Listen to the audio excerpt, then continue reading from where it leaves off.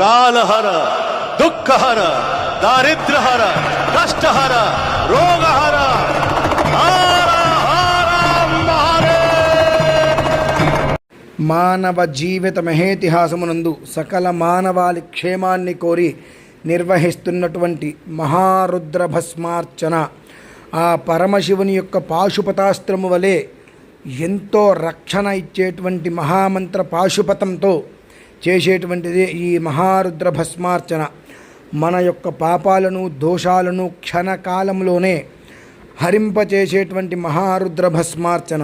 August 2వ తారీఖు త్రయోదశి ఆరుద్రా నక్షత్రం. ఆ సమయమునందు ఈశ్వరుని స్తుతిస్తూ ఎంతోమందికి ఉన్నటువంటి కొన్ని రకాల అనుమానాల్ని నిర్వీర్యం చేస్తూ ఆ పరమశివుని ప్రత్యక్షంగా మరొక్కసారి ప్రసన్నత చేసుకునేటువంటి మహత్తరమైన అవకాశం అందరూ కూడా సద్వినియోగం చేసుకో.